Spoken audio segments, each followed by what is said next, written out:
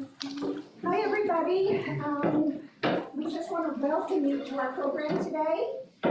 My name is Terry Dalton, and along with my Irondequoit Public Library sister team members, Carolyn Hamill and Christy Simon back here, we're happy to introduce you to our sister library in Roma, Texas. So you might ask, what is a sister library relationship? Well, it's a collaborative relationship between two different libraries that mutually benefit from one another. And the purpose between Roma and Irondequoit is to create promotional materials and offer programs to enhance cross-cultural understanding and to build community awareness, especially here in Irondequoit. I'll give you just a brief rundown of what the schedule is. Our Zoom call will start very shortly with Sonia, who's the director of the Roma Public Library. Then we'll have some telling of folktale by our own Matt Kruger, who's children's librarian here. And then we'll have a performance, a live performance by the Alma de Mexico musical group. And then we'll go into conclusion of the program, but now we're going to start with Greg. All righty, well, thank you for being here today. And Sonia, are you able to hear us on your end over in Texas? Yes, I can hear you very well. Perfect, perfect. All right, I'll get myself on camera. So I just wanted to do a quick little interview with you. So that everyone here in the audience could get to know you and get to know what life is like in Roma, Texas. Can you start with some basics about the community that you serve? We're interested to learn just what some basic facts of life, like how many people live in your county, but also what everyday life is like. What types of jobs and hobbies do people have in Roma, Texas? Okay, so I live in Roma, Texas, and Roma is on the very border of Texas, on the south border, and we are on. The only thing that divides us is the Rio Grande River, and our neighbors in Mexico are Miguel Alemán, Tamaulipas, and we have a little over 11,000 population, and it's I think it's a little bit lately. It's been a little bit more people migrating from Mexico because of the drug war going on over there. But Roma is it's a bicultural, historically rich town on the Rio Grande border. And Roma was founded in 1765 by Spanish explorers and grew into a thriving river port in the late 19th century. Much of the city's original town site has been preserved and features extensive work of borderland architecture. Roma's buildings form a virtual living catalog of the different building technologies and town planning efforts of northern Mexico and the American Southwest. In 1993, the city center was designated a National Historic Landmark District, the highest designation given by the United States Department of Interior. The fluidity between Roma and its sister city, Miguel Alemán, Tamaulipas, blurs the border and creates a bilingual, binational, and bicultural community. And Roma is in Starr County, and in Starr County, we have approximately 66,000 in population. And Starr County seat is Rio Grande City, and the county was created in 1848, and it was named after James Harper Starr, who served as Secretary of the Treasury of the Republic of Texas. Now, an everyday living in Roma or in our community is just going to work, and sources of employment here are just the school district. We have all kinds of employees like any school, the city of Roma, the county, and then we have the self-employed workers who are the construction workers, ranchers, electricians, etc. Everyday life work here is going to school events after school, to the sports things going on, mariachi, which is a big thing here in Roma, and all school performances. And then we have after school gatherings and at the public community park, where we have all kinds of sports going on at the same time also. And weather permitting, you will see a lot of our people here in Roma sitting outside their front porches, just chatting with their neighbors and having a good time. We have good weather here about 9 months out of the year.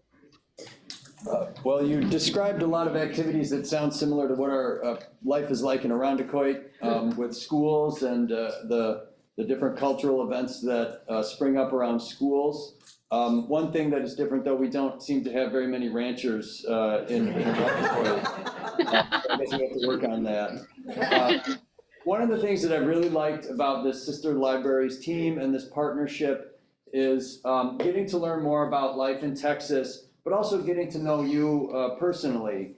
For the folks here, you're the library director of the Roma Public Library, and I'm the library director of the Irondequoit Public Library. And I found that we have quite a few things in common in spite of our differences in geography and culture. Mm-hmm. Can you tell us a little bit about Roma Public Library? How many people come to your library in a typical year, and what types of services and programs does your library offer? Okay, so Roma Public Library became a public library in 1993, and it was in a mobile trailer. They built shelves and they had a little mobile trailer as the public library. But then in 2001, the late Commissioner Raul Peña Jr. created a steel building, which was 40 by 60, to become the new Roma Public Library. And now, as we speak, our current commissioner, Raul Peña III, has added a new addition to our small library of 50 by 60, which we now have a building of 90 by 60, which will be our new library that we will be opening soon in December. It has been closed for about 2 months, and so that we could take out the division of the old library and the new building. And our old library was just one big room with just a little room for storage. And we did not have any private little rooms for meetings or anything. It was just a big open room. So now with this new addition, we will have a big classroom. We will have a workroom. We will have 2 bathrooms. We will have some built-in cubbies for the kids to sit in. And we will have a big storage room. And so I'm very excited to start going back to work, which will be at the beginning of December. It should be finished by then. We have a completely new building with new floors, new ceiling, and we're gonna have new furniture coming in next month also. Well, we're certainly so excited for all the progress that you're able to make down there. And this segues nicely into kind of the wrap-up portion of our interview. I'm sure, as you're aware, and maybe many of you are aware, during our last library book sale, we had a book drive for the Roma Public Library, and we were able to send down about a dozen large boxes of new and like-new books to be added to your collection. You mentioned a little bit about how some of the new facilities and what that will enable you to do. Are there any other plans that you guys have now that you've got a larger building at your disposal? Yes, we do have many new plans. We were planning to add more activity because we were so limited with the space that we only had, we would schedule people to come and use our library, like for staff from Workforce Solutions, from the health services, social workers, and we would have to schedule them around depending on our facility because it was so small. But now that we're gonna have an extra classroom, an extra workroom, and we'll have more things going on, I plan to have ESL classes for adults. I plan to have story time for the little kids that stay home, for the parents to take them in the morning. I'm planning to have a community service that comes in and works with adult people to how to make gardening and how to do arts and crafts. We have so many things on the list that we want to do now that we have the space and that we're going to have appropriate furniture. All right, well, fantastic. And those of you here today in the audience, Sonia and her colleagues down in Roma, as a thanks for the books, sent us up some candy that is authentic to her region. Some of you are eating that right now. Yeah. I think we got the better end of the bargain. We got the books, we got the candy. So thank you so much for providing that for us. And I have to say, I've never seen candy like this up here, so it's something new for all of us. Good. I'm glad you liked it.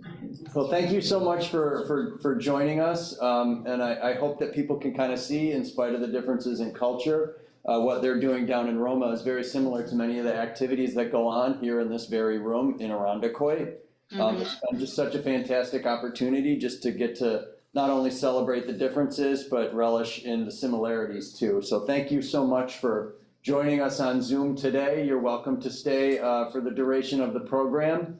And we'll be getting on to the next segment of our program here. So bear with us just a second while I roll up our screen. Okay.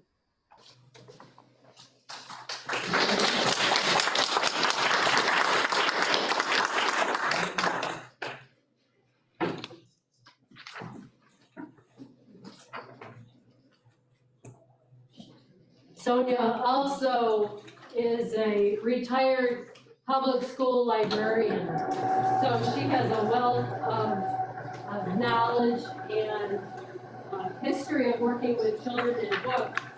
Also, she has become a master of grant writing, because most of the addition and the new things that are happening in Roma is due through grants and gifts. So she's a very multi-talented woman, and we're really fortunate to be working with her. I'm Christy Simons, and we're going to be moving into our storytelling time. And this is a book that Sonia introduced us to. And it's called Stories That Must Not Die. There are 2 copies in the library. One is in my possession now, and Matt, the storyteller, he has the other checked out. But they'll be back in the collection soon. And they're in the adult section, the 300 level. If you want to just remember the title, Stories That Must Not Die, if you're interested by the stories. Did you say his last name? Oh, good question. She asked, what's his last name? I had to call Sonia and ask how to pronounce it. Even though I've had Spanish, I wasn't concerned. The author's name is Juan Savageau. So the G-E-A-U is actually like a J sign, Savageau. And he didn't write all these stories, but he put them together. Stories That Must Not Die have been around the Roma area, the Rio Grande area, for actually hundreds of years. And if you read some of these stories, it will mention some of the years that they started circulating. So when Sonia was growing up, she heard these stories from her grandparents and people in the community, and then they're told generation after generation. Well, Juan Savageau said, he grew up in the area, he said, we need to get these stories in writing. So then he collaborated with other people and the stories and the legends and put them all into one book. And in this book, they're in English, and then parallel to the English is Spanish. So the stories have been around for about 200 years, and most of the stories are about legends of the people who live in the Rio Grande Valley. And not only the Rio Grande Valley, but specifically Starr County, where our sister library Roma is. So when she was talking about legends, we have some story legends here in Irondequoit. Certainly there's legends of Tent City, and there's one about a ghost in Somerville. So we have our own legends, but nothing compiled in a book like this one. So the stories were disappearing, And they wanted their children to grow up knowing these legends, and so that's why this book was written. And they were put together in 1975.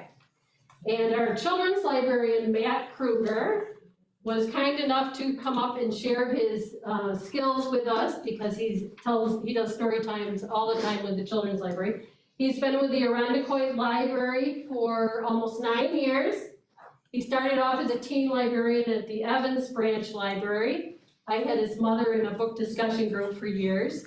So we're very lucky to have him at the Irondequoit Library, and he's the assistant director, works closely with all the staff, and we appreciate him very much. The assistant director as well as children's librarian.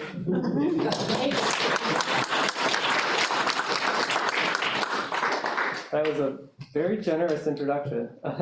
I also should add, I'm a lifelong Irondequoit resident, so happy to be a part of the community.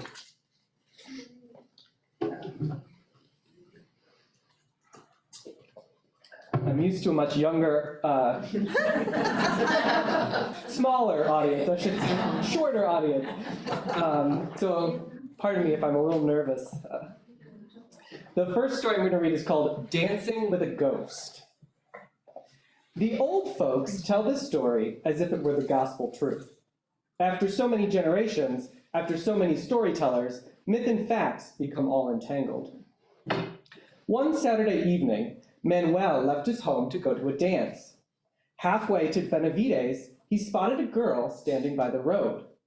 Although he did not know the girl, he stopped and asked if he could do something for her. She answered that she wanted to go to a dance and needed a ride. Manuel told her he was on his way to a fiesta and she was welcome to come along with him. She accepted gladly and climbed into the pickup. Manuel was very happy over his unexpected date. She was very pretty, although the old-fashioned dress she was wearing did not do her justice. Her name was Maria, and she told him she was not known around because she had been away for 10 years. They had a great time at the dance. She did not do too well with the new rhythms like the cumbia, but she was one of the best polka dancers they had ever seen. After midnight, the musicians stopped playing. Maria sighed like she wished they would never have stopped. The couples left one by one. The night was cold, and as Manuel and Maria walked back to the pickup, he put his coat over her shoulders. She asked to be left at the exact spot where she had been picked up. As Manuel did not see any light anywhere around, he wanted to accompany her, thinking she would have a long walk in the dark. She thanked him for a wonderful evening, but insisted in her being left alone. He begged her to keep his coat and promised to come back in the morning for it. Manuel was very anxious to see Maria again. The next day, he drove back to the same spot and saw a little white house about a quarter of a mile away. He took the little dirt road and stopped in front of the porch. A lady opened the screen door, and Manuel asked if he could see Maria. The lady turned pale. She finally said, "Maria? Maria? My dear Maria died 10 years ago." "But Signora, that is impossible. I took her to a dance last night. We had a good time. She's a great dancer. She was wearing a pink dress." The lady was in tears. "My daughter was buried in a pretty pink dress, and she was a very good dancer, especially when they played polkas and corridos. But I'm telling you, she died in an accident 10 years ago." Manuel insisted. "I even loaned her my coat, and I told her I would be back for it today."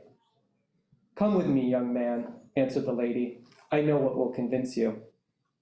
Our family cemetery is over there by the road. You will see where Maria was buried." They walked in silence to the cemetery. It was true. There was a stone with the inscription, "Maria Lozano, 1920 to 1940, R.I.P."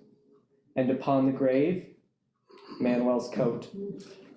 Manuel had danced the whole evening with a pretty ghost.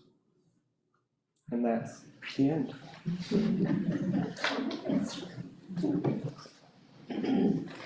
This next story is called The Ungrateful Snake. Not all the traditional stories are about people. There are also many lovely tales which involve animals. If a coyote appears on the scene, you can be sure he will have the upper hand. He is going to be smarter than all the other animals in the fable, smarter than man himself.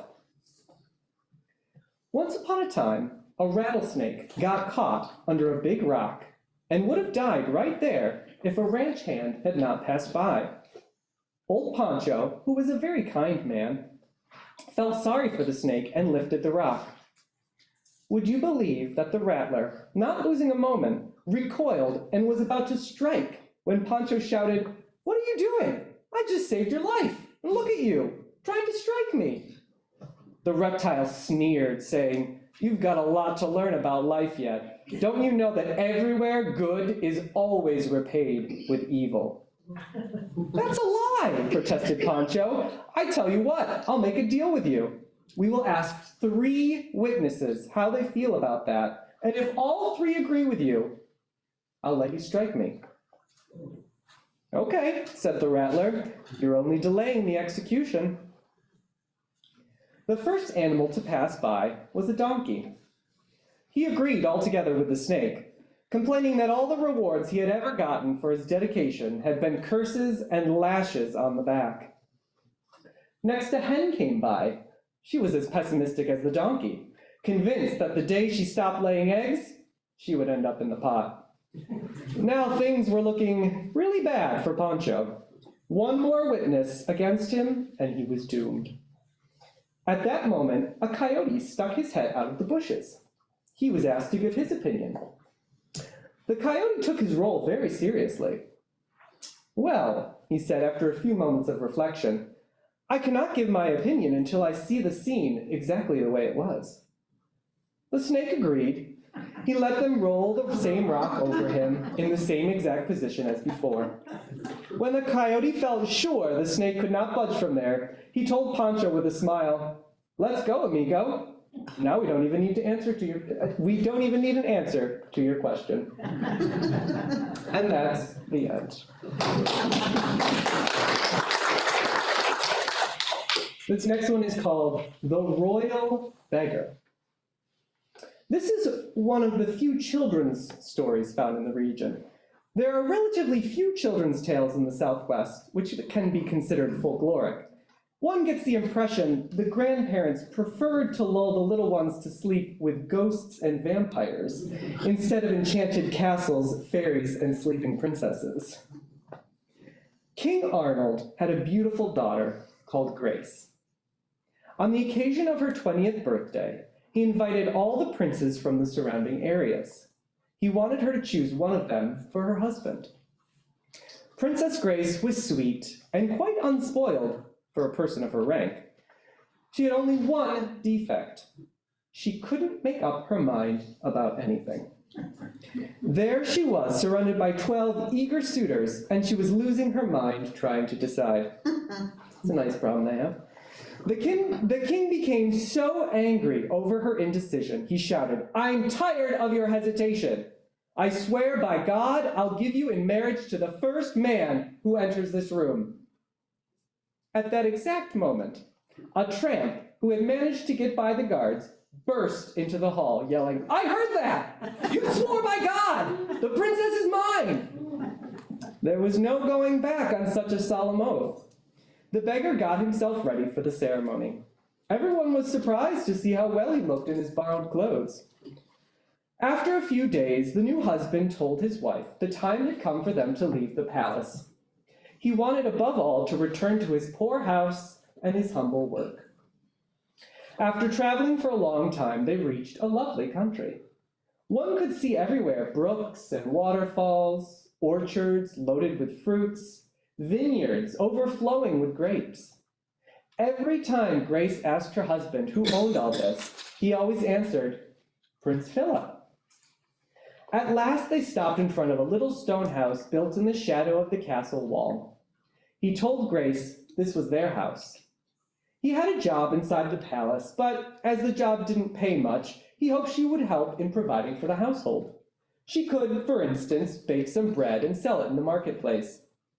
For a whole year, they lived this way, poor but happy. She was doing very well with her bread because every morning someone came from the palace and bought everything she had. To be sure, it was not like in her father's castle, but her husband was so good to her that she was fast forgetting the dull pleasures of her father's court. One day, she saw a beautiful prince riding an Arabian horse in the marketplace. One could see this young man was loved by the people. Everyone waved and smiled at him. It seemed to Grace the handsome rider looked a lot like her husband. That evening, she told him about the incident. He laughed and said it must have been Prince Philip. By the way, he added, tonight we both have a chance to make some extra money. They're giving a big party tonight in the palace to welcome a new princess. I was told there would be work for both of us. I'll go right now, and you can join me at 8 o'clock. I'll be waiting for you at the main entrance. At 8, Grace knocked at the front door. She was surprised to see the guard bowing in front of her. She entered the hall. Everything was pitch dark inside. She felt a strong embrace and a tender kiss, while a voice she recognized instantly was saying, "Welcome to your palace, Princess Grace. The party is in your honor." Suddenly there was light all around. Grace realized the beggar she had married was Prince Philip. There he was, surrounded by his court, while servants were bringing jewels and a new wardrobe for her. He explained to her why they had lived in poverty for a whole year. He wanted to be sure the woman he married would love the poor and the humble. He apologized for forcing her to live in such a dilapidated house. "This has been the happiest year of my life," she answered, "and I hope we can be as happy in the palace as we were in the little stone house." And that's the end.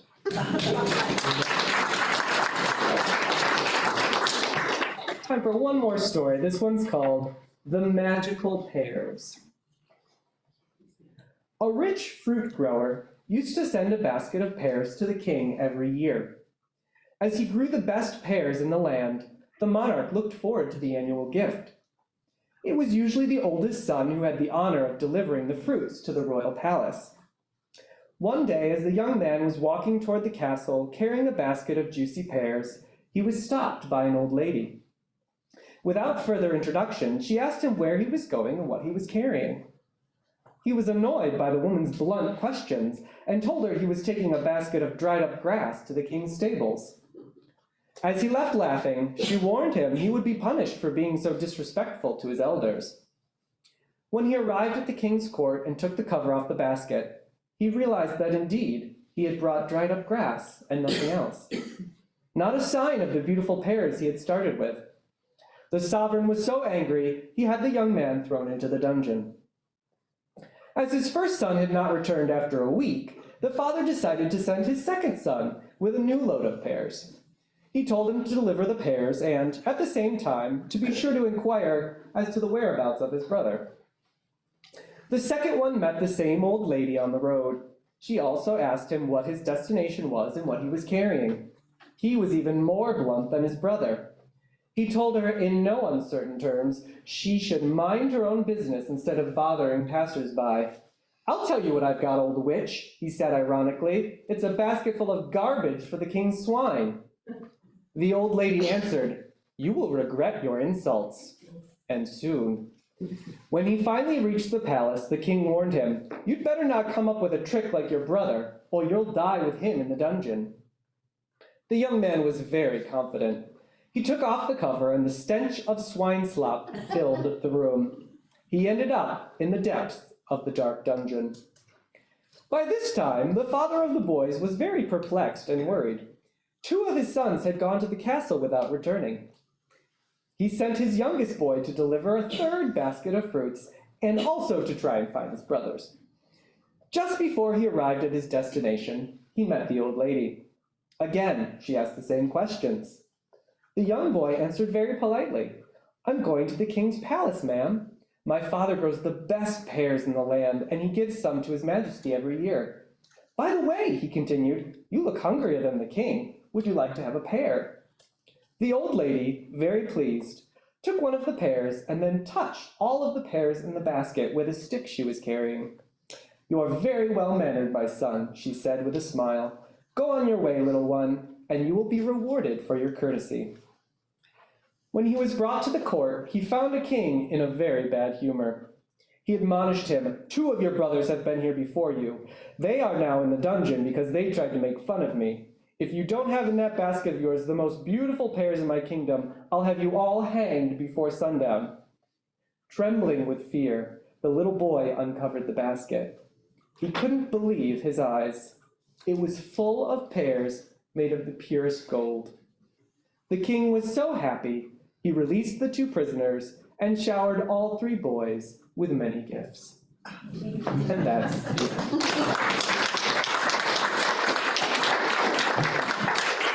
We're going to have a brief intermission. Alma de Mexico's here, but they need to set up in this space. So if you go off to the library, don't go too long, maybe about 15 minutes, okay? They're going to be setting up. Thank you. Thank you, Matt. Thanks, Matt. Yes, because. No, I mean, that's the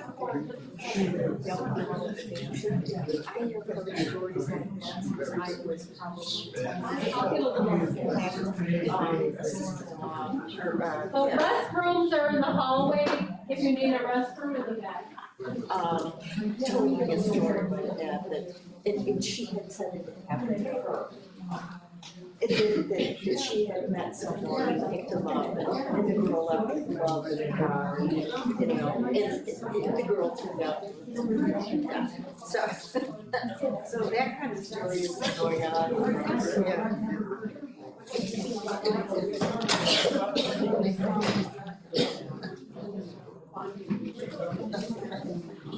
Well, the same with the girls next to the car.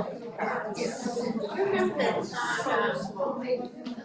where it was in the 60s where this young man is driving and he picks up this girl and Lormy, I think it was the song. And so he went to her house and there was this jacket. Carla, the only thing is, this has to stay here at the That's microphone. right at the dance site at Lormy.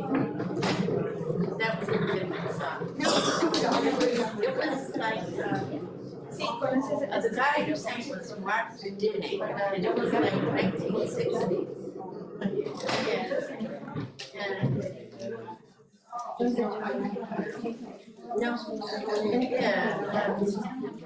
Yeah. No,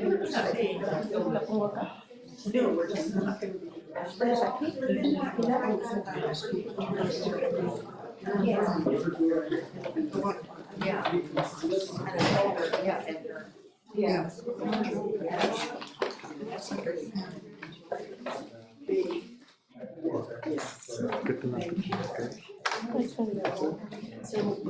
Ese no se me cae.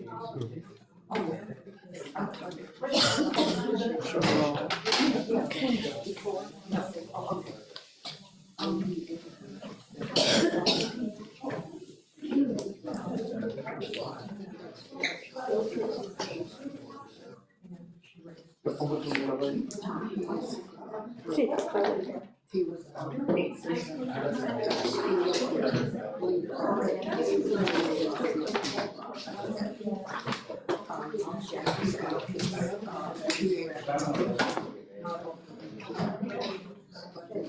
está más enclenque esta cosa.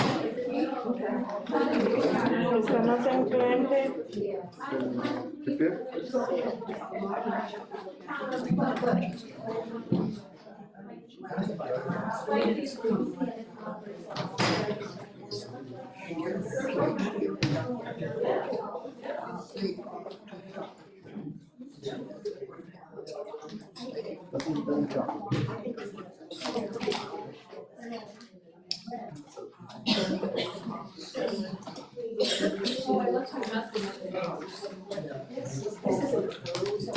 Y ya hablaste con Cindy. Cristi. Sí, es ella. Según yo era Cindy.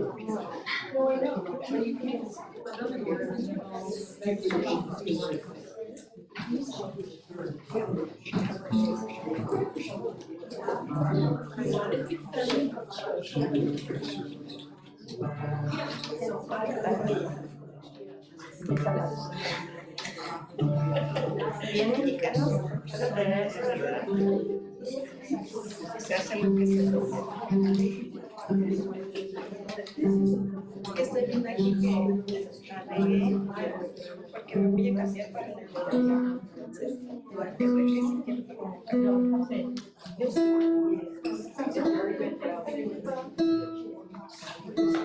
pues el café que lo podríamos pasar aquí antes de para que no me digan la voz.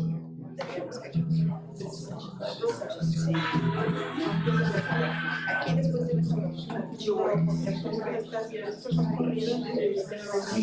por eso de la cala que la aquí te cambias, ¿no? Sí, por eso te cambias, pero para no, por eso. Y luego podemos hacer aquí una cala. Cambiamos estas dos. Sí, perdón, sí, cambiamos estas dos. Pero la cara que estaría bien. Entonces, mira. O bésame mucho. Lo ponemos aquí. No, aquí, después de la fría. Es que me están mezclando los ojos. Ya sé. No estoy buscando solución. No, mira, es que venimos de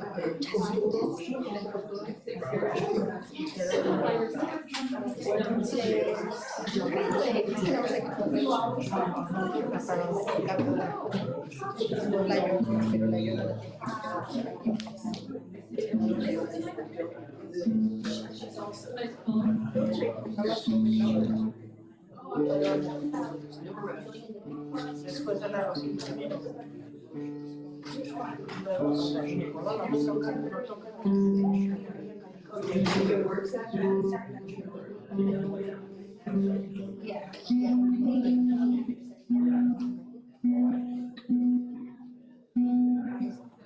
Sí, pues sí, es que ya.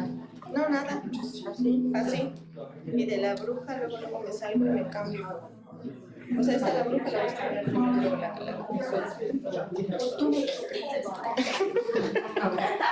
Total, no nos ponemos de acuerdo. Entonces la bruja y toda la calada. Sí, nada más esa. Ok, así la traigo.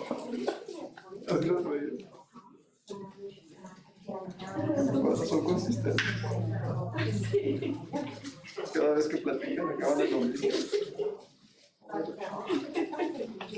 Attention patrons, there will be a live performance of a Mexican singing group called Alma de Mexico in the meeting rooms in the back, 113, 114, 115.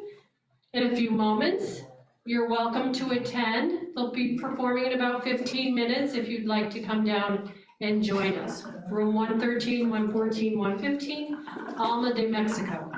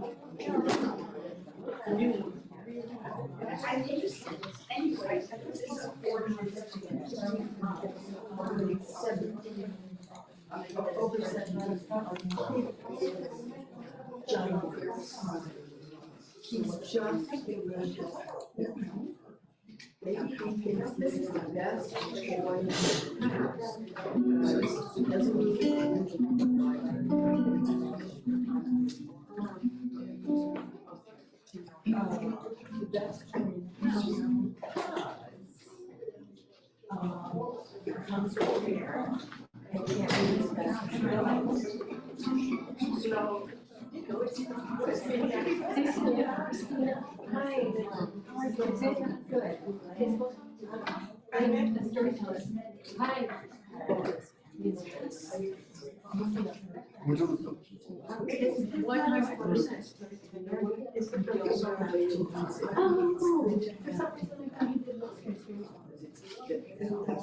So, I teach integrated supply. Yes. Sounds complicated for me. Yeah. I think people who do their do it through our complicated. Nice to meet you. Well, it's nice to put a face with a name too. I've talked to like on the phone.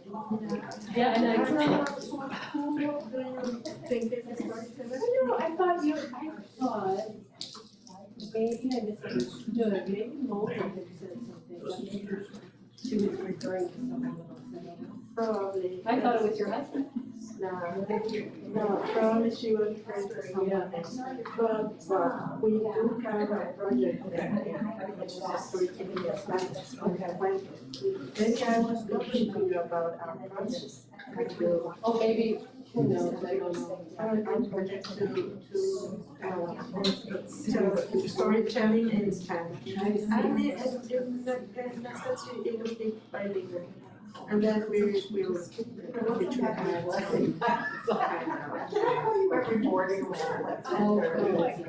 Did you, I'm not sure if you heard the stories, but they heard some of the stories from the book, the stories that Roma died. Yeah. Yes, well, we are planning on continuing with our what we are set to do, which is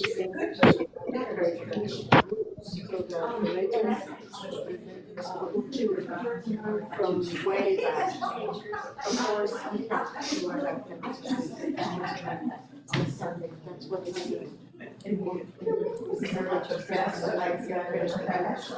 do.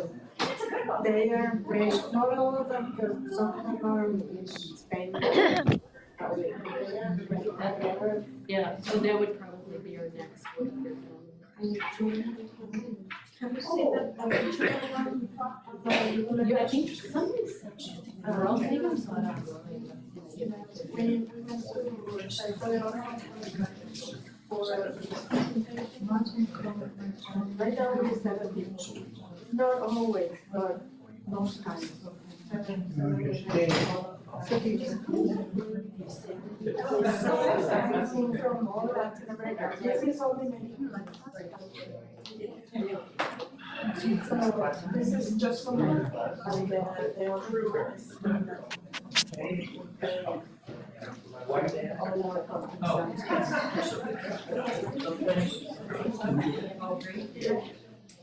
You did a great job.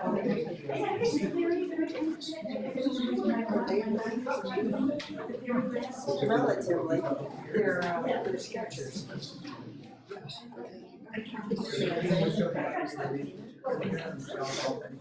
And they're very comfortable. I love sketchers. Thank you very much. They have one here and they have one, nested holes.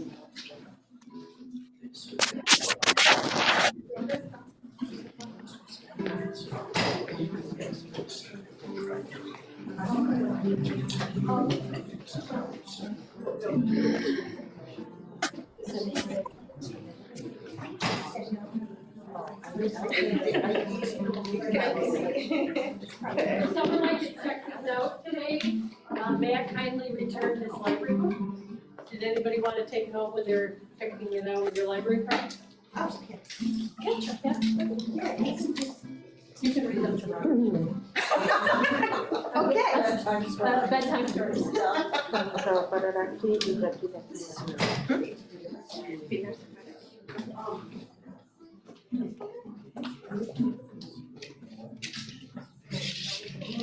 Lucky?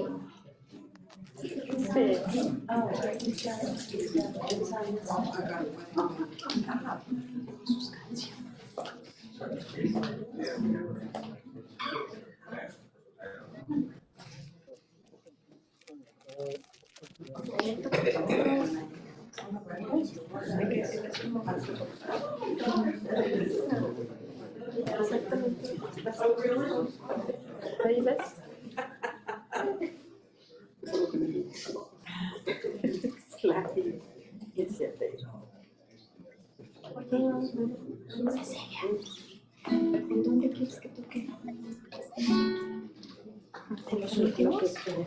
Mira, bueno,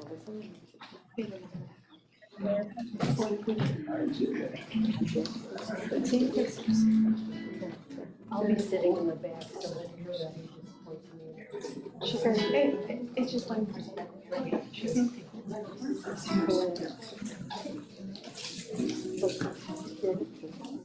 You want to come in and listen? Sure.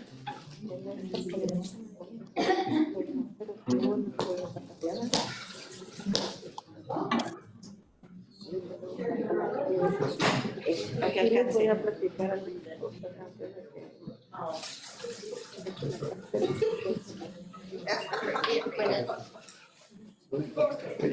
En esta sí, entonces.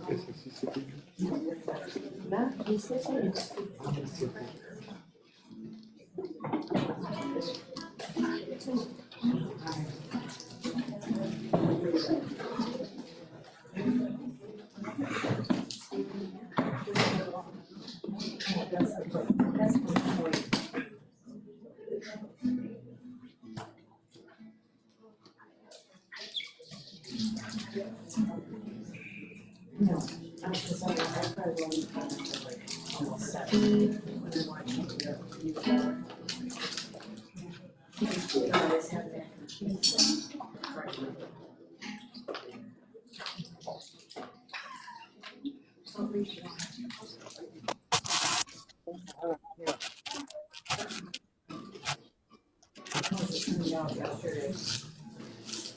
We have dentist appointments at 10:11.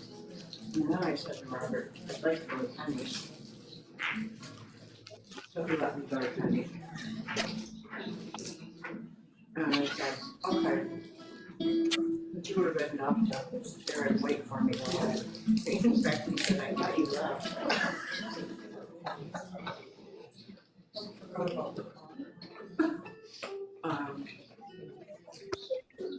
I said to him, okay, well, we can go to lunch or whatever. So he had a Reuben, and I had a chicken wrap. It's really good. It's got chicken and avocado, lettuce and tomato, and cheese, cheddar cheese. So he was willing to eat half. Oh, well, he ate all of it, so he left a lot of the french fries, but I brought half of mine, and half of the macaroni salad that I had, so I had that last night. Not to do it. You want me to warm your french fries? You don't know, I've already eaten them.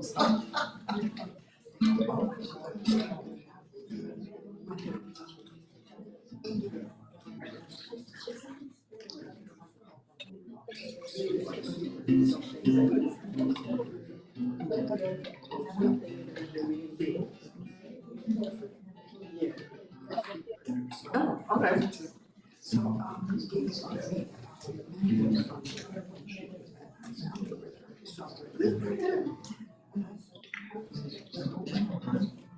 That's good.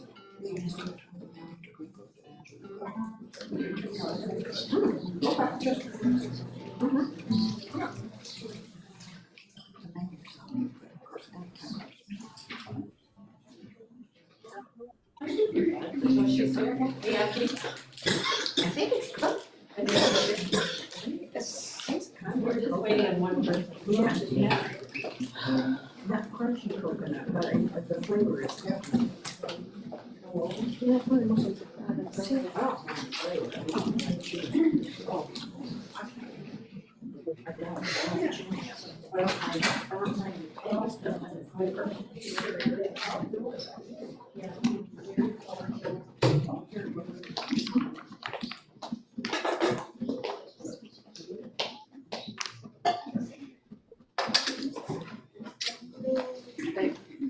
Well, welcome back. This is part 2 of our program, live performance by Alma de Mexico. I'll stand out of the way so you can see their lovely costumes. Alma de Mexico was created in 2015 with the idea of promoting and transmitting Mexican customs and traditions to new generations through crafts, dance, and music. Alma de Mexico has performed on different stages in Western New York. They've performed at museums here locally, the Memorial Art Gallery and the Strong Museum of Play. They've performed in elementary schools, at festivals such as the Ramble Festival and Explore Festival in Batavia, the Mural Festival in Mount Morris, the Fringe Festival in Rochester, the Harvest Fest in Sodus, the Day of the Dead celebration in Medina, which I never knew they had. I have to find that one next year. And they've performed on Halloween at the Public Market in Rochester. They've also performed for government facilities here in Rochester during the Hispanic Heritage Month celebration. And Alma de Mexico invites all people who are interested in playing Mexican music to become part of their group and to enjoy the sound and rhythm of Mexico. Without further ado, Alma de Mexico. Well, it's my turn to introduce our group. We are, as she said, Alma de Mexico, and we are celebrating. I believe that we are on Zoom with El Paso, right? So hi everybody in El Paso. Roma, Texas. Roma? Yes, yes. Well, pretty much the same area, right? Okay. Anyway, music is a way of getting people together, but it's also a way to translate or communicate or gossip or tell stories or even trash talk people. So what we are doing today is trying to share with you some of the lore and the things that we learned as Mexicans, when we were children. We will give you a glimpse of our culture, and for this we will sing in different genres. Mexico has very distinctive genres of music, and each of these genres have unique characteristics, instruments, and a performing style. We are going to try to start from today and go back. And since this is November and it's a special month for Mexicans, because it begins with All Saints' Day and then the Day of the Dead. And tomorrow is our Revolution Day, so Viva Mexico! Viva Mexico, everybody! Yeah.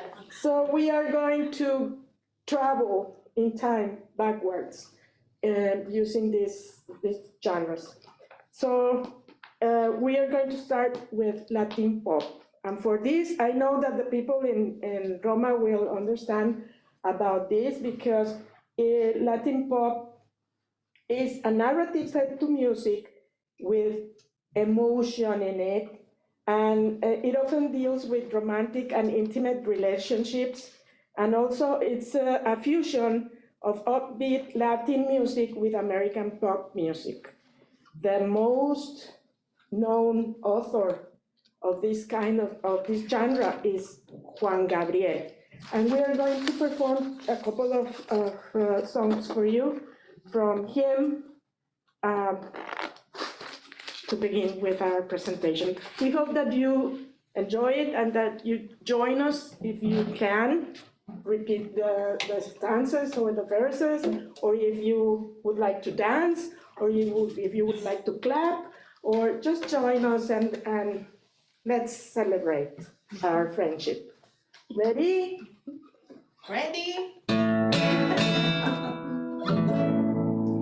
Probablemente ya de mí te has olvidado, y mientras tanto yo te seguiré esperando. No me he querido ir para ver si algún día que tú quieras volver me encuentres todavía. Por eso aún estoy en el lugar de siempre, en la misma ciudad y con la misma gente, para que tú al volver no encuentres nada extraño y sea como ayer y nunca más dejarnos. Probablemente estoy pidiendo demasiado, se me olvidaba que ya habíamos terminado, que nunca volverás, que nunca me quisiste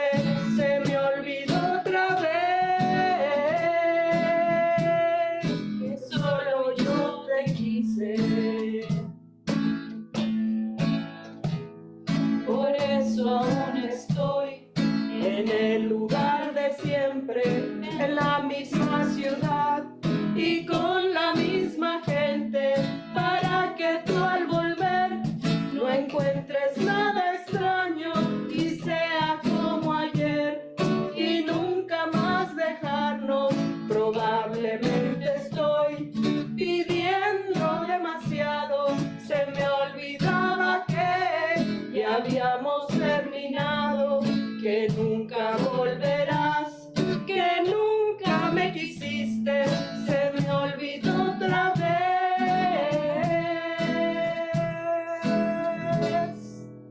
que solo yo te quise. Okay, thank you so much. This song about, let me tell you what it is about lost love. And the singer keeps hoping for them to return. Probably you have already forgotten about me. Meanwhile, I am still here waiting for you. That was the song about. The next one is also about love lost, but for the other side. It's a song written for a lover who left and wants to be taken back. If we had gotten married that time when I proposed to you, now you wouldn't be suffering and crying. Now I can do nothing for you. That's what it says. And it's for someone who left and wants to come back. So.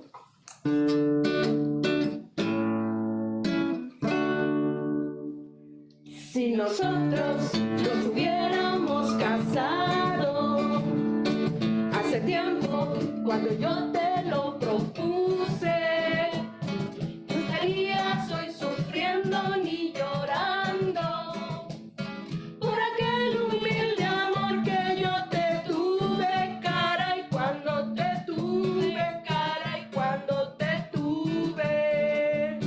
Pero tú me abandonaste por ser pobre, te casaste con un viejo que es muy rico, y lloré, lloré, lloré, noche tras noche, cara, y noche tras noche, cara, y noche tras noche. Ahora soy yo quien vive feliz, formé un hogar. Cuando te perdí, después yo te olvidé y te perdoné, y no puedo hacer ya nada por ti, ya nada por ti, ya nada por ti. Con el tiempo a ti también te abandonaron y ahora vives infeliz y desgraciada, muy sola y muy triste te dejaron. Sin mí, sin dinero, sin él, sin mí, sin nada, cara, y sin dinero, cara, y sin mí, sin nada. Y todo por casarte con un rico. Hoy sabes que el dinero no es la vida, ni la felicidad, pero muy tarde, cara, y pero aprendido, cara, y lo has comprendido. Ahora soy yo quien vive feliz, formé un hogar. Cuando te perdí, después yo te olvidé y te perdoné, y no puedo hacer ya nada por ti, ya nada por ti, ya nada por ti.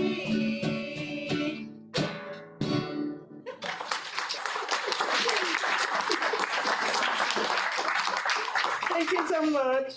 Okay, gracias. Okay, so now we're moving back in time. This is from the 90s. And Bésame Mucho is a bolero.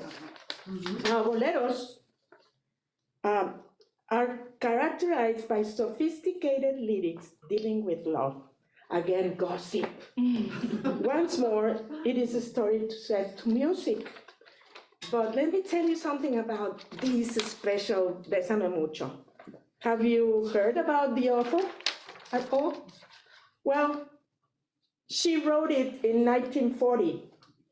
Her name was Consuelo Velázquez. And this is one of the most popular songs of the 20th century and one of the most important songs in the history of Latin music. It was recognized in 1999 as the most recorded and covered song in Spanish of all time. According to Velázquez herself, she wrote this song even though she had never been kissed yet. Yeah, right. Anyway, she was 14 years old, and at that time, 1940s, she was in a nunnery. She went to school with nuns. Anyway, she heard that kissing was considered a sin. So she said, no, I wrote it no, I've never been kissed before. So here is Bésame Mucho, our rendition. If you know the lyrics, sing it with us, please.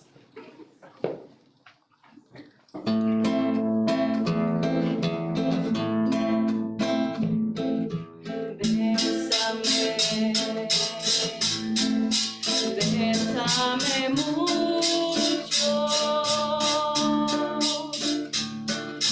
como si fuera esta noche la última vez.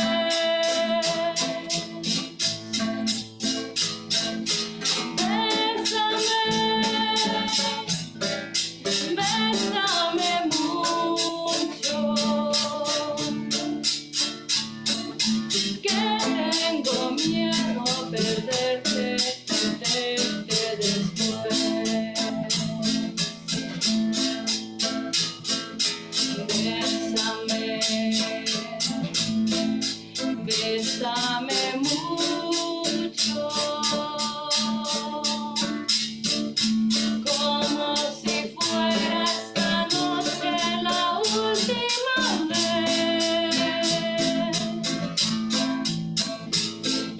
Bésame, bésame mucho, que tengo miedo a perderte después. Quiero tenerte muy cerca, mirarte a los ojos, verte junto a mí. Piensa que tal vez mañana ya estaré lejos, muy lejos de aquí. Bésame, bésame mucho, como si fuera esta noche la última vez. Bésame, bésame mucho, que tengo miedo a perderte después.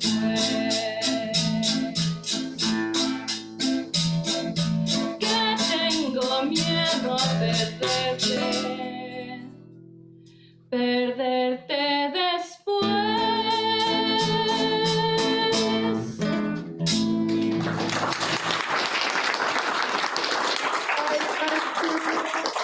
I'll tell you now about our group, our director and the force behind us, and the mind behind this, Carla.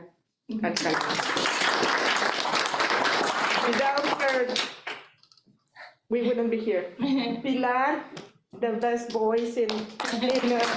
This is Jaime, my husband. And I am Cecilia. We are from Mexico, and we are Alma de Mexico.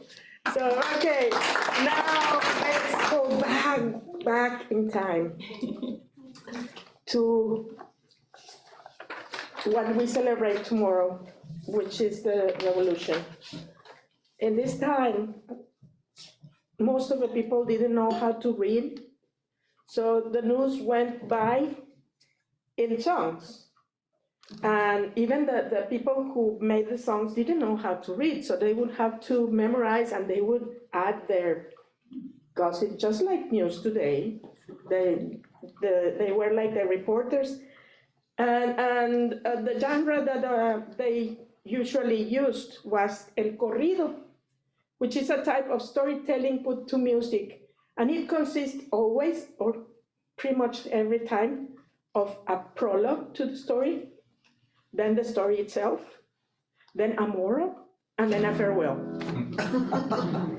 Corrido is often written about oppression, history, the daily life of criminals, it's very important. And then the vaquero style lifestyle, vaquero lifestyle, and of course other socially relevant topics, just like today. Corridos were widely popular during the Mexican Revolution, as well as in the Southern American frontier. It helped the development of Tejano music. Hello, Texans! Hola! And it later influenced Western music. It is still is a very popular genre in Mexico. The one that we are playing for you today, it's very popular. It's called La Cucaracha. And it's a popular Mexican folk song about this cockroach who cannot walk. The song, the origin of the song are unclear, but it dates back to the 1910s, so we're going back. It was used to mock Victoriano Huerta, who was the president during those years, because it was said that he was a drunk and a smoker of marijuana. The song's melody is widely known, and there are many alternative stanzas. Most of the stanzas that we are singing today are not from the revolution, but the last one is, because when Victoriano died, it was said that he was carried between two, how does it say? Between four, how do you say sopilotes in English? Vultures. Vultures. 4 vultures took him to his grave. That's the stance. Okay, so here we go. And if you can go with us, it would be great.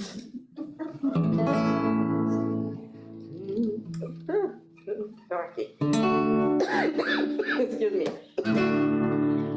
La cucaracha, ya no puede caminar, porque le faltan, porque no tiene las 2 patitas de atrás.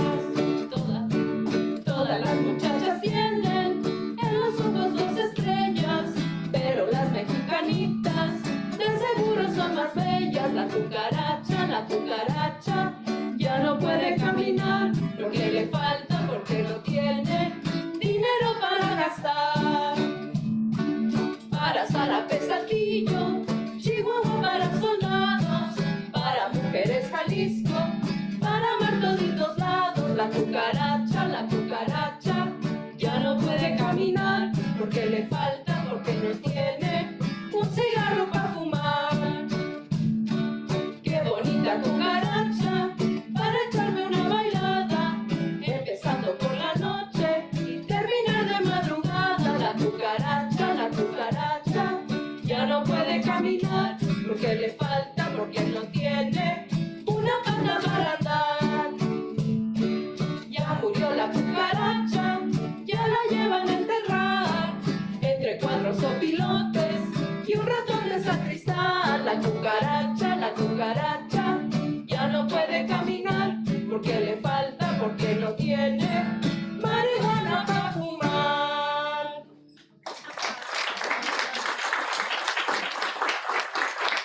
Thank you so much.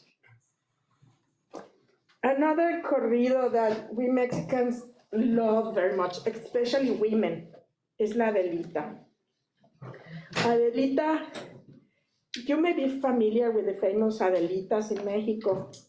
They are known as the women who fought alongside men in the Mexican Revolution. But did you know there is a woman behind that nickname?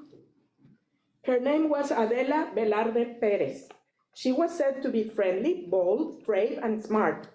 When she turned 15 years old, she joined the military and became a nurse at the front lines.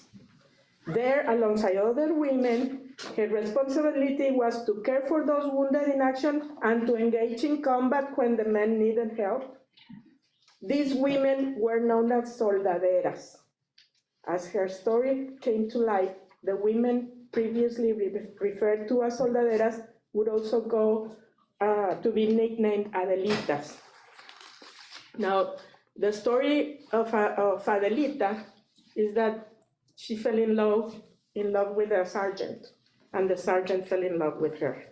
And this is their story.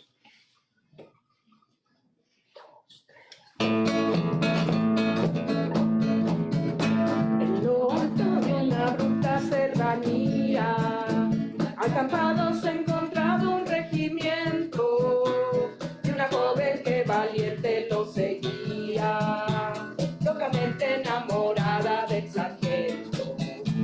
Popular entre la tropa era Adelita, la mujer que el sargento idolatraba, pues además de ser valiente era bonita, que hasta el mismo coronel la respetaba. Y se oía que decía aquel que tanto la quería, que si Adelita se fuera que mi novia, que si Adelita fuera mi mujer, le compraría un vestido de seda para llevarla a bailar al cuartel. Una noche que la escolta regresaba, conduciendo entre sus filas al sargento, en la voz de una mujer que sollozaba, su plegaria se escuchó hasta el campamento. Al oírla el sargento temeroso de perder para siempre a su adorada, ocultando su versión bajo el embozo, a su amada le cantó de esta manera. Y se oía que decía aquel que tanto la quería. Y si acaso yo muero en campaña y mi cadáver lo van a sepultar, Adelita, por Dios te lo ruego, que con tus ojos me vayas a llorar. Y después que terminó la cruel batalla y la tropa regresó a su campamento, por las bajas que causara la metralla, muy diezmado regresaba el regimiento, recordando a aquel sargento sus quereres, los soldados que volvían de la guerra, ofreciéndole su amor a las mujeres, entonaban ese himno de la guerra. Y se oía que decía aquel que tanto la quería. No, que si Adelita se fuera con otro, la seguiría por tierra y por mar. Si por mar en un buque de guerra, si por tierra en un tren militar.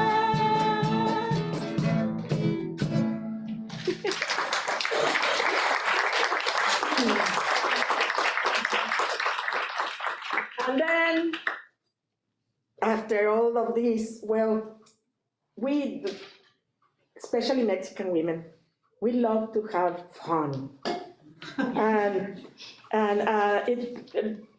it was no different in those days. So this corrido tells a story of young Rosita Alvarez, who, despite her mother's warnings, decides to go to a baile, a dance party, one night.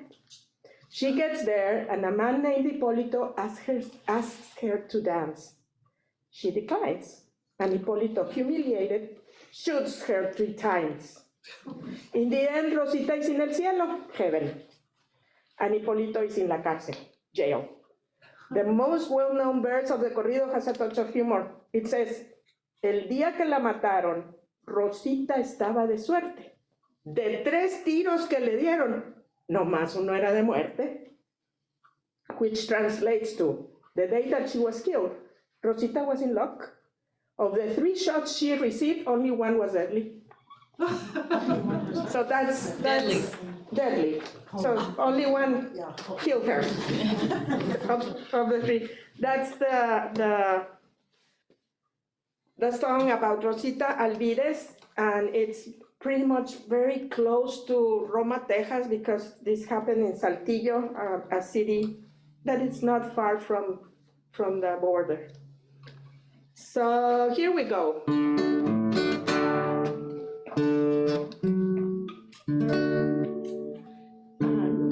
Ay, Dios mío.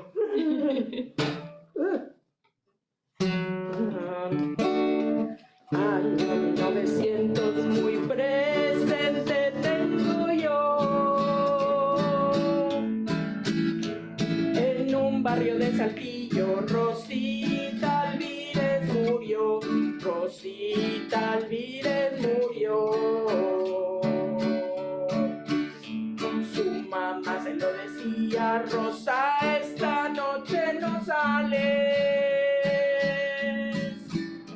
Mamá, no tengo la culpa que a mí me gusten los bailes, que a mí me gusten los bailes.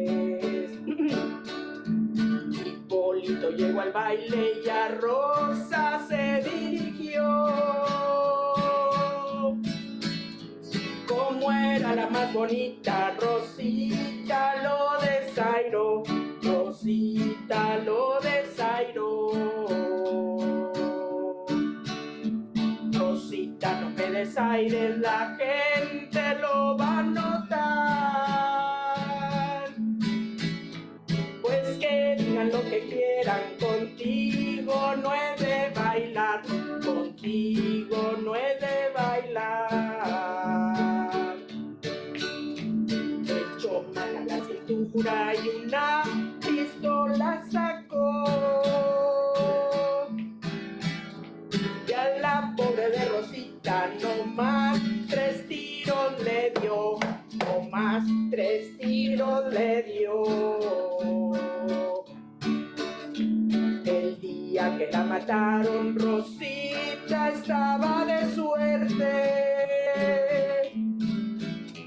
De 3 tiros que le dieron, no más uno era de muerte, no más uno era de muerte. Rosita ya está en el cielo dándole cuenta al Creador. Hipólito está en la cárcel dando su declaración, dando su declaración. Yeah. Gracias. Okay, let's go back in time. Back. When the criollos were mingling with the indigenous communities, the indigenous people. So here,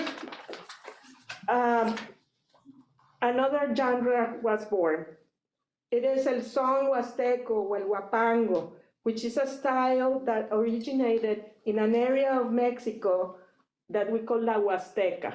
That's why we call it son, which is song or sound, Huasteco, from la Huasteca. Okay, anyway, it is a mixture between the Spanish and the indigenous cultures. Let's see how this goes. Oh, by the way, let me tell you about La Bruja, which is the one that we are going to be singing now.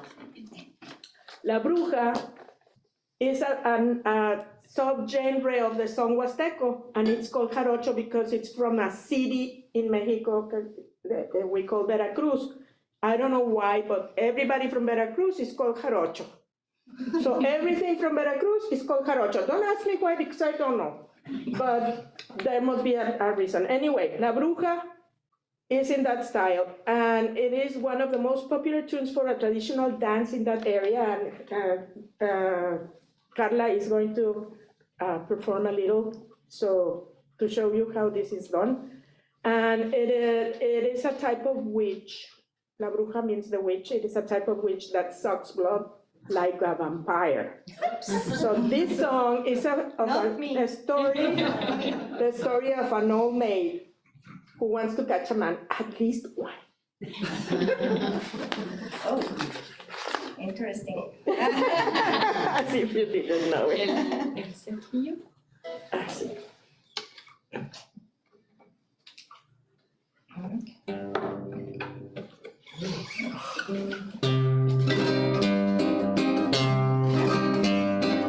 Ay, qué bonito es volar a las 2 de la mañana, a las 2 de la mañana.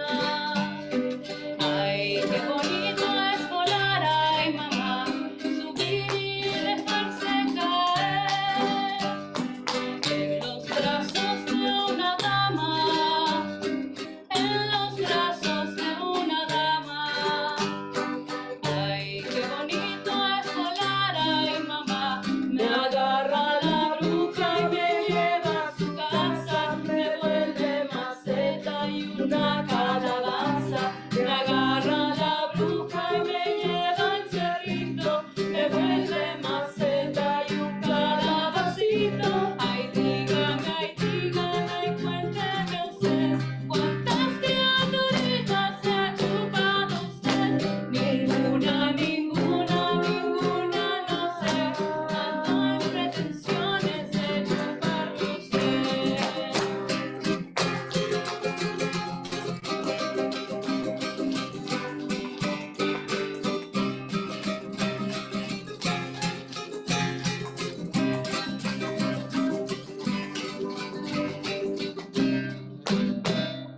Ahora sí, maldita bruja, ya te chupaste a tu hijo, ya te chupaste a tu hijo. Ahora sí, maldita bruja, ay mamá, ahora le vas a chupar a tu marido el ombligo, a tu marido el ombligo. Y lo vas a hacer llorar, ay mamá, escóndete chepa, escóndete Juana, que ahí anda la bruja debajo de la cama. Escóndete chepa, escóndete joba, que ahí anda la bruja volando en su escoba. Ay, dígame, cuénteme usted, ¿cuántas criaturitas se ha chupado usted? Ninguna, ninguna, ninguna, no sé, ando en pretensiones de chuparme usted.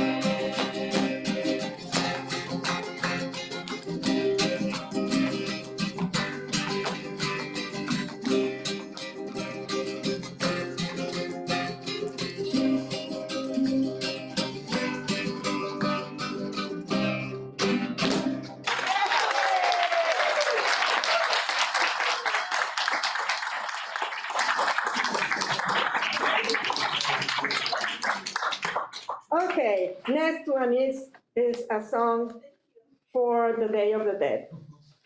This La Calaca is a song, it's a song Huasteco. Let me tell you about this, another gossip from Mexico.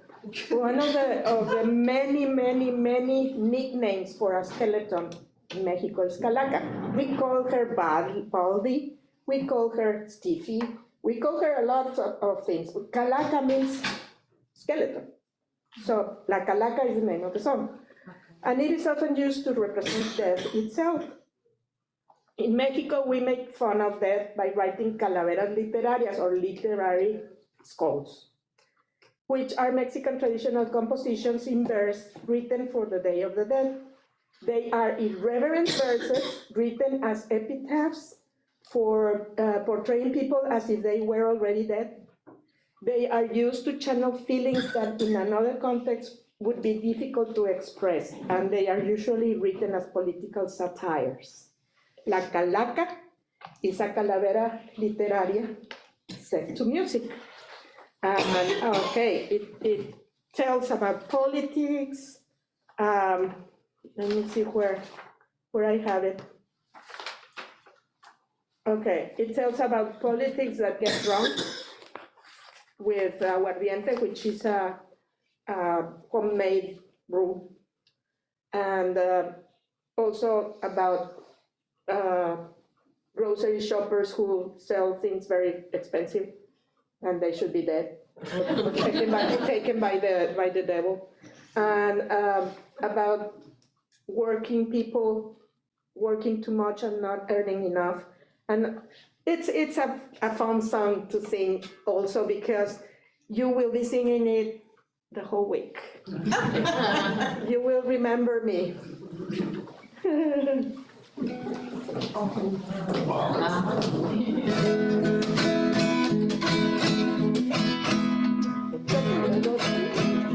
Cuidado, señores, porque la muerte a la lista. En el panteón de Dolores ya nos tiene una posita para los compositores y unos que periodistas, licenciados y doctores, todos están en su lista. Tucutucuiquitaca, que regalita calaca, cuando menos lo pensamos, nos hace estirar la pata. Yo me le escapé una vez, pero por poco y me atrapa.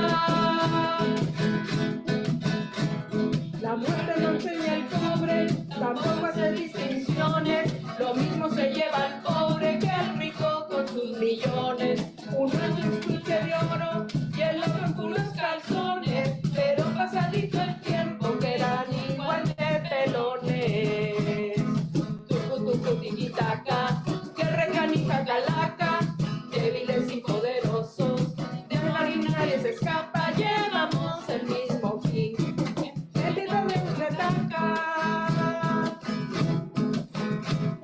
Yo conocí un comerciante, bueno para robarle al cliente, las cosas que valen 5 siempre las daba 20, pero se murió de frío, pobrecito de repente, lo mandaron al infierno para que el diablo lo caliente.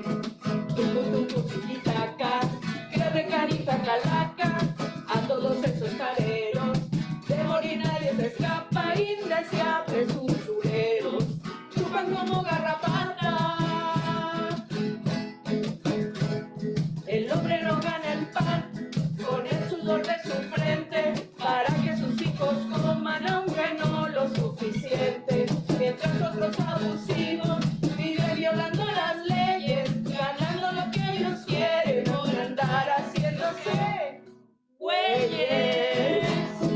Tucutucuriquitaca, que recarica calaca, yo les pido la disculpa si ella me da ni la pata, aunque son muy parecidos, no es lo mismo güey que vaca.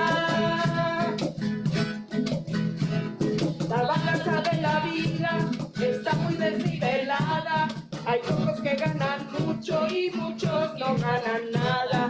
Si eres pobre sin fortuna o eres dueño de caudales, analiza tu conciencia para que sepas cuánto vales. Tucutucuriquitaca, que recanita calaca, si tú conoces al diablo, ruégale que no sea ingrato, para que el costo de la vida se nos vuelva más barato. Cuidado, señores, porque la muerte anda lista. En el panteón de Dolores ya nos tiene una posita para los compositores y uno que otro periodista, licenciados y doctores, todos están en su lista. Tucutucutiquitaca, que recanita calaca, cuando menos lo pensamos, nos hace estirar la pata. Yo me le escapé una vez, pero por poco y me atrapa.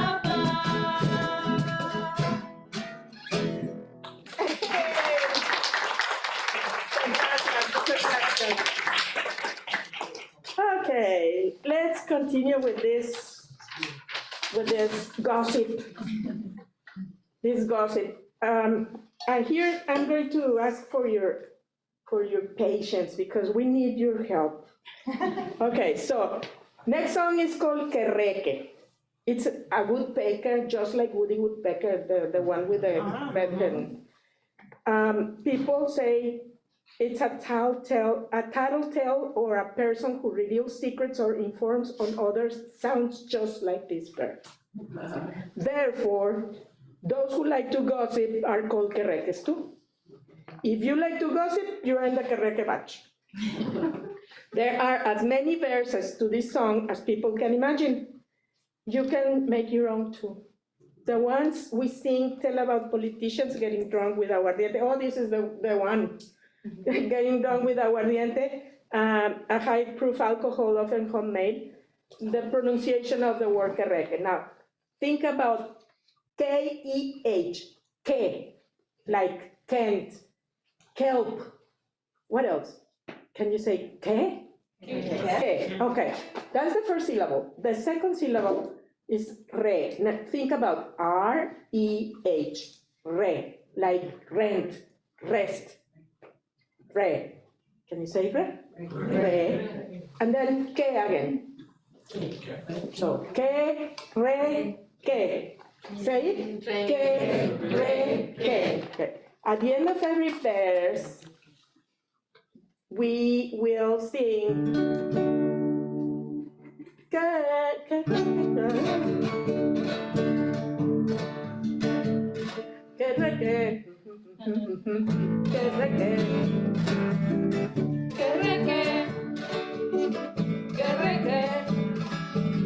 Can you sing it?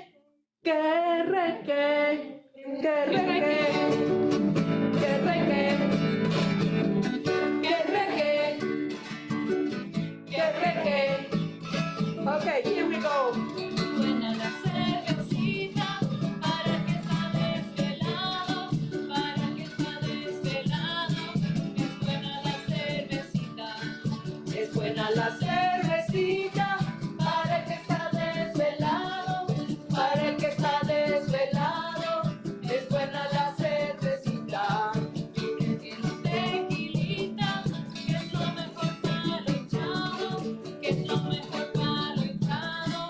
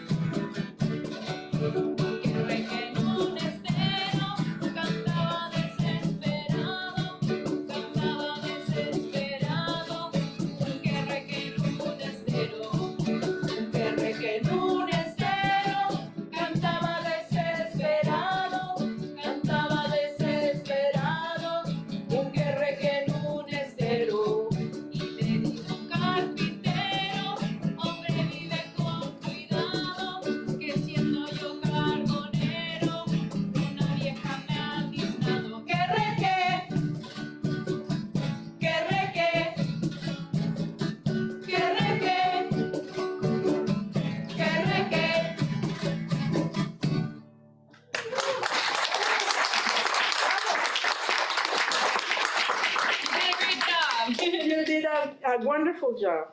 Wonderful, wonderful. Okay. So we were waiting for another friend who had a doctor's appointment. Apparently, she got kept up and she didn't arrive, did she? Mm-mm. So we are going to do it without her, okay? This is a song that you all probably know. It's called La Llorona, the Weeping Woman. It's a Latin American legend which features a ghost lady. Each country has its own version. The earliest is Mexican. So the details are different, but they share the same plot. She was a woman who drowned her children in a river. The reasons for doing it change a lot. The father married another woman and threatened to take the children to Spain, etc. In every version, La Llorona dies too and becomes a spirit in great sorrow, dressed all in white or black. She regrets so much what she did that she doesn't remember she did it. Now she wanders the rivers, churches, and graveyards, crying and looking for her children. In this song, she seems to be the representation of death itself. The singer shares the pain of La Llorona as if she were a confidant.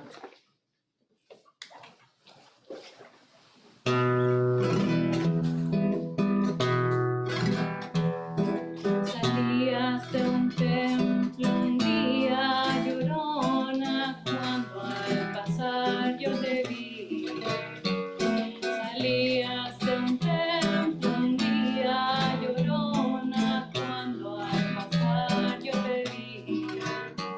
Hermoso huipil llevabas, llorona, que la Virgen te creí.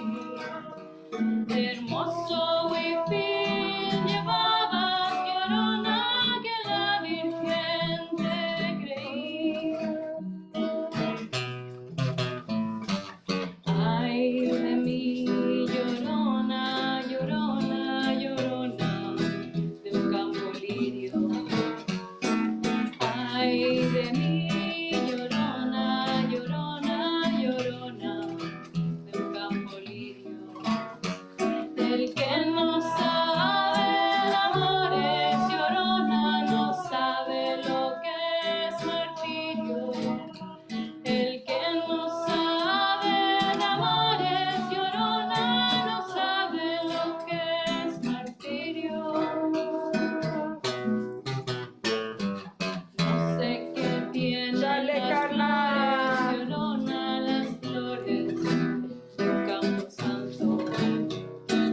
No sé qué tienen las flores, llorona, las flores de un campo santo. Que cuando las mueve el viento, llorona, parece que está llorando. Que cuando las mueve el viento, llorona, parece que está llorando.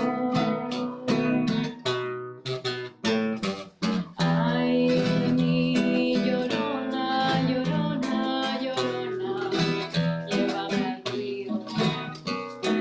Ay de mí, llorona, llorona, llorona, llévame al río. Tápame con tu rebozo, llorona, porque me muero de frío. Tápame con tu rebozo, llorona, porque me muero de frío.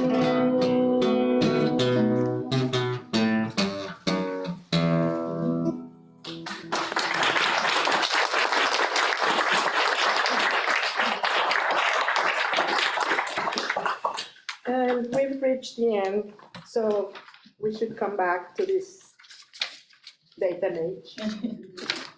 But not without gossip, again. Let me tell you about this song. I think that you all know the lyrics and you can help us. It's called Cielito Lindo. It is sung at diverse events with a symbolic charge, such as sports events in foreign countries. And here goes the extra gossip that you I'm sure you do not know, only Mexicans know. Cielito Lindo was used by Mexicans attending a soccer World Cup in Europe to trash talk the opposing team. Every time Mexico scored, they would sing, ay, ay, ay, ay, canta y no llores, telling their rivals, sing and don't cry, because we scored. Unpredictably for Mexicans, the entire world was impressed by their singing together. The world didn't take this action as a prank. Instead, the world saw it as the unity of the Mexican people as a whole. Mexicans were asked to do it again and again until we sing it whether you ask it or not. In time, it became like a kind of a hymn, which is often used as a rallying cry by Mexicans, both at home and abroad. And it is used for everybody, including us, to show our pride in our heritage. So here is our last song of tonight. It's Cielito Lindo, and we hope that you will join us. De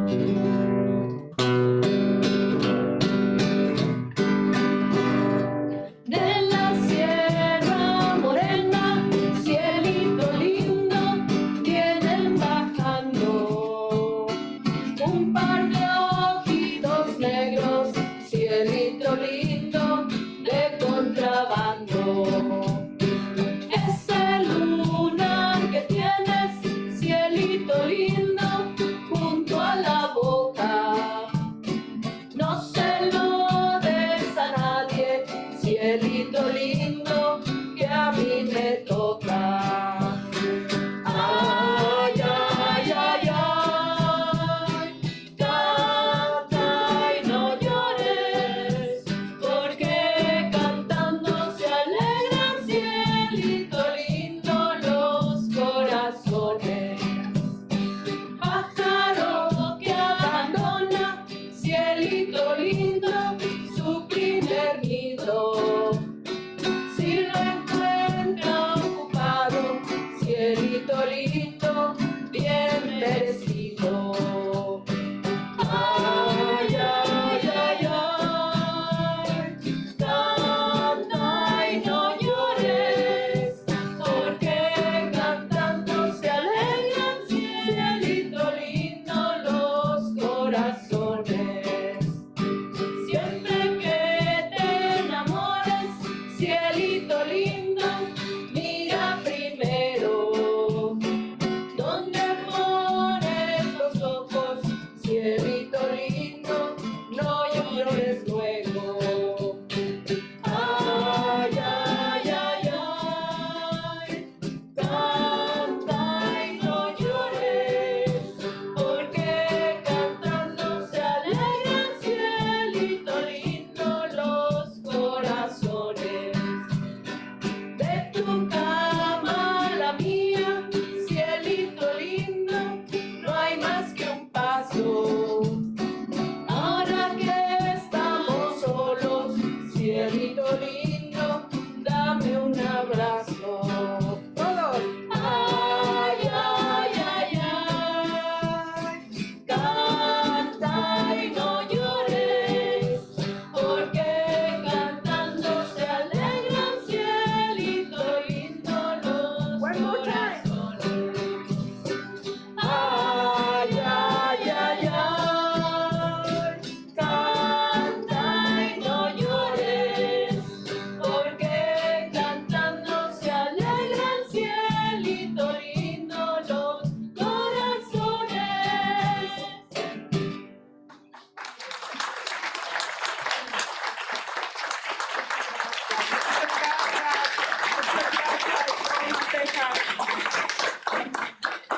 Thank you so much for spending your afternoon with Alma de Mexico and Storytelling from Roma, supporting the Sister Library Project.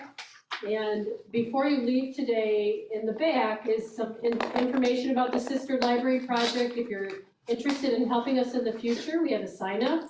We also have a half sheet of information about the Roma Public Library. There's extra candy. That candy came from Mexico. Sonia and her husband went over the border. Let's get got to the it. Mexican Where is it? and carted it back to Roma, so it's authentic. And I do also,